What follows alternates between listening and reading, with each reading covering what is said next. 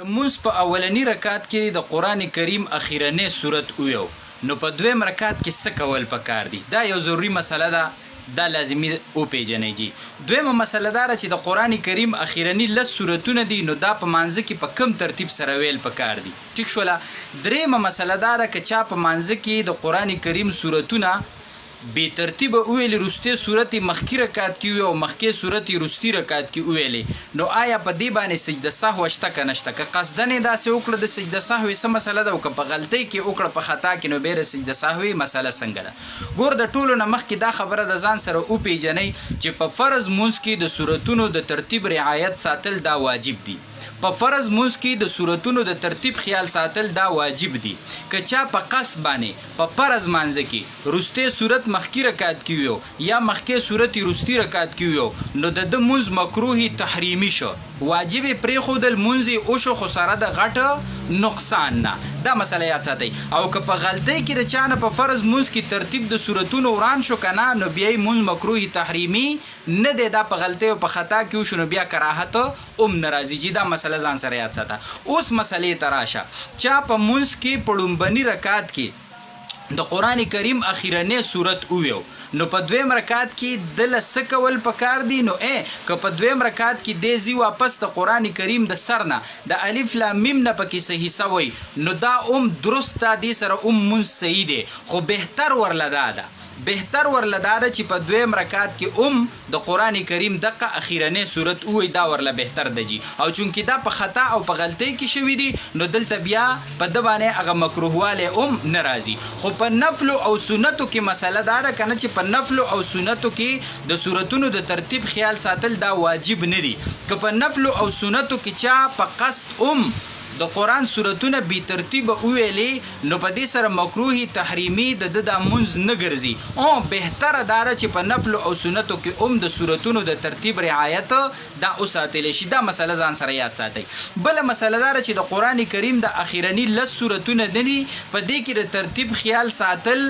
دا داسې دی چې تا یو صورت ویو لکه قل هو الله احد پړومبي رکعت کې ویو نو په دویم رکعت کې بیا ته قل اعوذ برب الفلق په منځ کې پرې دی او قل اعوذ برب الناس وی نو په دې سره بستا مونږ مکروه ګرځي خو مکروه تنزیهی ګوره مکروه تحریمی نه که دا چا په قصد وکړو نو مونږ به مکروه تنزیهی ګرځي او که په قصد نه په خطا او غلطۍ کې وشو بیا خو دغه وړو کې کراهت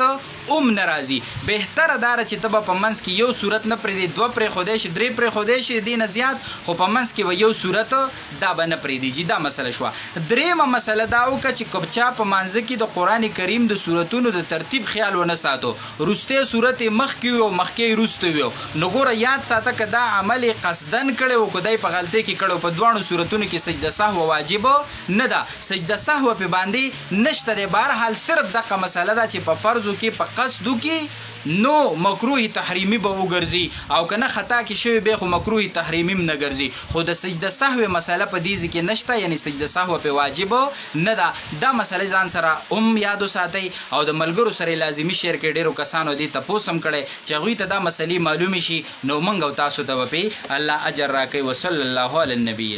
امام د جمع نه سلام ګرځاو او یو کس راغې په دغه ټیم کې د امام سره په مونځ کې شامل شونو آیا د اقتدا صحیح ده او که صحیح نه ده یا امام یو طرف ته سلام اړول دویم طرف ته لا نه دی او یو کس په جمع کې شامل شونو آیا د اقتدا درست ده او که درست نه ده ګوره محترمو دا مسله ډیره زیاته پیښیدونکې ده او اکثر خلک پکې کوتاهي کوي چې د هغې د وجې د دوی مونځ خرابېږي او په مسله باندې پوهه نه دي نو یو را سره دا مسله وپېژنئ دویمه را سره ډیره اهمه مسله وپېژنئ چې اکثریت عوامو ته پته نشته دی او مسله پیخیږم کمه خو دومره ضروری ده چې سړی ته یاد وي نو په هغه موقع باندې سړی له ډیره زیاته پیدا ورکړي هغه مسله دا ده چې یو امام باندې سجده سهو لازم شوی ده په جمع کې تی غلطي شوی ده سجده سهو په لازم شوی ده او د امام نه سجده سهو ایره شو سلام وګرځو د سجده سهو ونه کړله چې وی نه کړله نو چې کله په تاسو سجده سهو لازم شوی او تی او نه کې کنه نو دا مونږ په دغه ټیم کې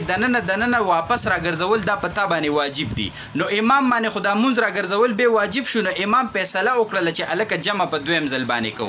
نو اوس چې دا په دویم ځل باندې کوم جمع کوي کنه او په دې ټیم کې نوی کسان جمعه تراله چې په دې لومبۍ جمع کې نو نوی کسان اوس جمعات ته راغله نو آیا دوی په دې دویمه جمع کې شاملېدی شي او که نشي شاملېدی دا ډیره د پوینټ مسله ده چې ډیرو کسانو ته پته نشته یو راسره جي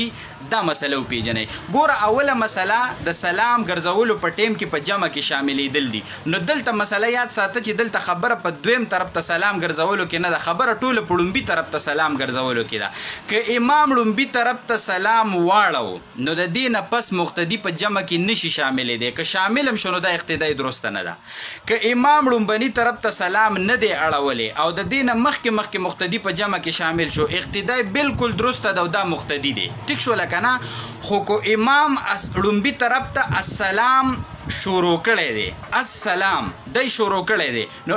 پکې دی میم لفظ تلا نه دی رسیدلی السلا دومره ویلې او السلام دی میم لفظ تلا نه دی رسیدلی د دې نه مخکې مقتدي شامل شو نو اقتدای درسته ده خو که امام لومبي طرف ته سلام اړو او السلام لفظ یې وویو په دې کې دی میم لفظ ته ورسېدو نو بس د دې نه پس مقتدي په جمع کې نشي شاملېدی دویم طرف ته سلام اړولو خبره خو پاتې شوه لومبي طرف ته سلام اړولو کې دغه مسله ده چې د میم لفظ ته ورسېدو په السلام کې امام نو مقتدي اوس په دې امام پسې اقتدا نشي کولی که چا کړی ده نو دا اقتدای صحیح نه ده په کار ده چې دی پاسي تکبیر تحریمه واپس ووایي او مونځ ځان له وکړي او ځان د مقتدي نه ګڼي دا مسله خو ختمه شوه دویمه مسله دا وکړه چې په امام باندې غلطي سجده سهو راغلې وه او د سجده سهو ونه کړه او د هغې د وجې ده دا جمع په دویم ځل باندې کوله نو دلته دا مسله یاد ساته چې دلته کوم نوي مقتدیان راله که نه نو دوی په دې دویمه جمع کې نشي شاملېدی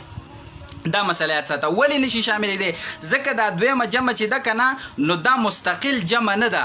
دا هغه ړومبنۍ جمع چې کومه وه نو په هغې کې د دې امام او د مقتدیانو فرض ادا شوي دي دا دویمه جمع تکمیل د هغه فرضو دی د هغه فرضو پورهوالی دی د دوی فرض شوي دي خو په دوی باندې واجب پاتې دي نو د هغه واجبو پوره کولو دپاره دوی دا دویمه جمع کوي او اوس چې نوي کم کسان رالو نو هغوی خو فرض نه دي کړي نو هغوی په دې دویمه جمع کې نشي شاملېدی دا مسله ګوره د ځان سره یاد ساتئ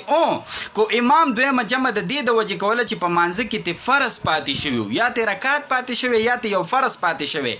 نو بیا خو دلته دا مونځ د سره شوی نه دی نو بیا پکې نوي کسان شاملېدی شي خو کو امام نه داسې غلطي شوې چې سجده سهوه پرې راغلې وه او هغه د په لومبۍ جمع کې ونه کړو د دې د وجې دویمه جمع کوله نو دا نوي راغلي کسان په دې دویمه جمع کې نشي شاملېدی ځکه د دویمې جمع والا فرض شوي دي او دا دوی واجب پوره کوي او دا نوي چې کوم کسان راله نو د دوی فرض خو لا نه دي شوي نو لحاظه دوی په دې جمع کې نشي شاملېدی دا ډېرې ضروري اهمې مسلې دي چې ډېرو کسانو ته پته نشته چې څومره کیدی شي د ملګرو سره شیر کوي چې هغوی ته دا مسلې زده شي موږ او تاسو له پې الله اجر راکوي وصلی الله علی النبي کوم ماشوم چې د مور پی خوري شیرخوار بچه چې ورته وایي نو آیا د ده تشې متیازې پاکې دي که دا نجسی دي ټیک شوله کوم وړوکی ماشوم دی د مور پی خوري دا مسله زمونږ په دې عوامو کې یا عام طور په دې زنانو کې اکثر ډېره زیاته مشهوره ده نو ډېرو زنانو نه دا خبره په اورېدو کې راځي یا د بعضې عوامو سړو نه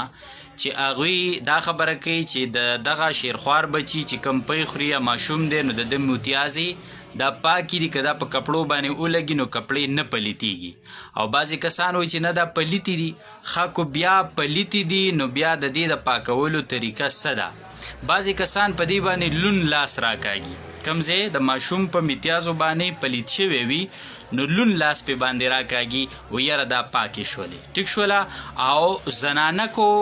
اکثر طور که لون لاس پې نه راکاږي نو یو ځلې وینځي و یاره د ماشوم متیازې دي دا دومره نجسې نه دي او بوی هم نه کوي او زنانه هم اکثر دا چل کوي چې هغې بس به یا یو پیره وینځي یا پې لون لاس راکاږي ټیک شوله څوک پې ترمکې وکړي یاره دا مطلب پاکې شو نو دې کې مسله څه ده د دې ماشوم د متیازو متعلق مسله څه ده نو ګوره جی دا مسله واورئ چې څنګه د غټ سړي متیازې دا نجسې دي پلیتې دي دا چې په کپړه باندې ولګي او په قدر د ډبلې روپۍ چې کم په تلي کې دا جوور ځای دی د دې په سایز باندې تقریبا که دغه ډبله غټه روپۍ ستاسو یاد شي د دغې په اندازه باندې په کپړو باندې دا پلیتي ولګي دا تشو متیازې ولګي که هغه د غټ نارینه زنانه دي او که هغه د ماشوم دي د شیرخوار دي د پیو خوړونکي بچي دي ټیک شوله خو چې په کپړو باندې په قدر د درهم په قدر د دغه ډبلې روپۍ یا د دې نه زیات دا ولګي نو ګوره چې څنګه د غټ سړي یا زنانه دغه واړه بول دا نجس دي دا پلیت دی او په دې سره کپړه پلیتیږي نو دقه شانتې د ماشوم خبره هم ده. دا خبره کو کومه په زنانو کې مشهوره ده نو دا غلطه ده، که کومه په سړو کې مشهوره ده دا خبره غلطه ده. زنانه په دې خبره باندې پوی کوي. ګورې که په دې کپړو باندې دوی چرته مونځ کوي نو بالکل یې مونځ نه کیږي چې د ماشوم په متیازي کړي وي. که کوم سړی په دې کپړو باندې مونځ کوي بالکل یې مونځ نه کیږي چې ماشوم په متیازي کړي دي. خو اوس د وینځلو څه طریقه ده نو دا هم درته وایم چې د وینځلو څه طریقه ده